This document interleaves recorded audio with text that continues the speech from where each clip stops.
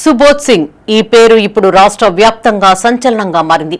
PMJ జ్యువెలరీలో జరిగిన చోరీ ఘటనకు సూత్రధారి ఇతనే.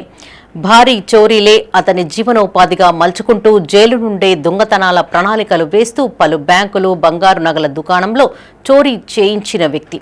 అంతేకాకుండా దొంగలకు ఉపాధి కల్పిస్తూ ఉన్నాడు ఈ సుబోధ్ సింగ్. ఇంతటి నేర చరిత్ర గల సుబోధ్ సింగ్ పై మైత్రి ఛానల్ అందిస్తున్న ప్రత్యేక కథనం ఇప్పుడు చూద్దాం.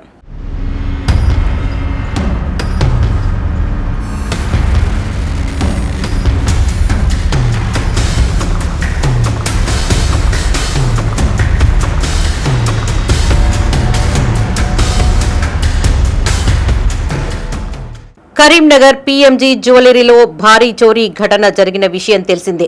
ప్రశాంతంగా ఉన్న నగరంలో ఒక్కసారిగా ఉదయం సమయంలో కాల్పులతో చోరీ జరగడం సంచలనంగా మారింది.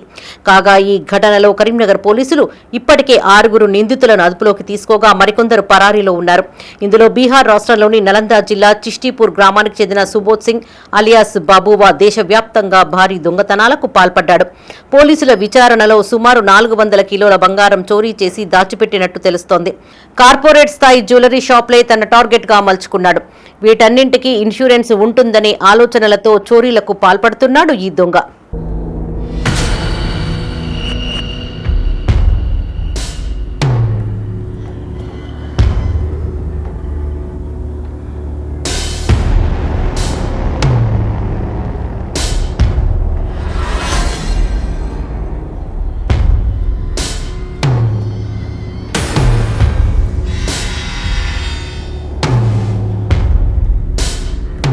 ఇదిలా ఉంటే సుబోధ్ సింగ్ పారామిలిటరీలో జాయిన్ అయ్యేందుకు వెళ్లగా సంబంధం లేని కేసులో పోలీసులు ఇరికించి జైలు శిక్ష అనుభవించినట్లుగా తెలిసింది. జైల్లోనే ఓ దోపిడీ ముఠాను ఏర్పాటు చేస్తూ గోల్డ్ థీప్ గా పేరు గడించాడు. 2018 నుండి బీహార్లోని పూర్ణిమ జైల్లో ఉండగా 10 రాష్ట్రాలలో దోపిడీలలో ప్రత్యక్షంగా సంబంధాలు ఉన్నట్లు తెలుస్తోంది. కాగా సరైన ఆధారాలు లేకపోవడంతో అక్కడి పోలీసులు ఇతనిని నిరూపించలేకపోతున్నారు. మే 3వ తేదీన కరీంనగర్ పీఎంజే చోరీలో పక్కా సమాచారంతో ఇక్కడి పోలీసులు అదుపులోకి తీసుకుని విచారణ జరుపుతున్నారు. కాగా జైల్లోనే దాదాపు 70 నుంచి 100 మంది అనుచరులను తయారు చేసుకుని కార్పొరేట్ క్రిమినల్ ఎంటర్ప్రైజ్ గా మారాడు. గూగుల్ కు సంబంధం లేని ఎన్క్రిప్టెడ్ మొబైల్ అప్లికేషన్లను ఉపయోగిస్తూ రెక్కీల ద్వారా దొంగతనాలు చేయిస్తూ ఉంటాడు. అయితే సుబోధ్ సింగ్ గ్యాంగ్ లోని సభ్యులకు నెల 40,000కు పైగా జీతభత్యాలు అందిస్తూ ఉంటాడు. దొంగతనం చేసిన సొత్తులో ఇన్సెంటివ్స్ అందిస్తూ ఉండడం ఈయన ప్రత్యేకత. కాగా జైలు నుంచే ప్రణాళికలు రచిస్తూ ఒకరితో ఒకరికి సంబంధం లేకుండా బ్యాచ్ తయారు చేస్తాడు.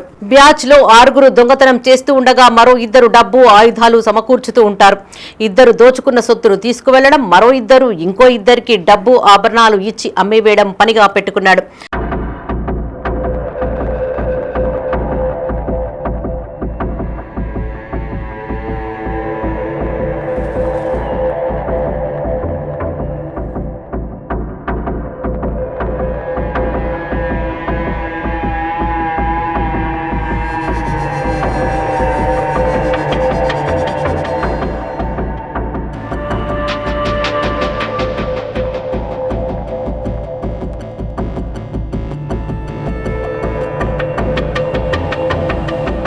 సామాన్య ప్రజలను టార్గెట్ చేయకుండా సుబోధ్ సింగ్ కేవలం కార్పొరేట్ సంస్థలపైనే దోచుకుంటూ ఆ సొత్తంతా నేపాల్ దేశంలో తరలిస్తున్నట్లుగా సమాచారం. ఇటుక బట్టీలు, పెట్రోల్ బంకులలో పెట్టుబడి పెట్టినట్లు తెలుస్తోంది. సుబోధ్ సింగ్ అంతిమ లక్ష్యం రాజకీయవేత్తగా ఎదగడమేనట. చూడాలి మరి ఈ దొంగ లక్ష్యం ఏ మేరకు నెరవేరుతుందో.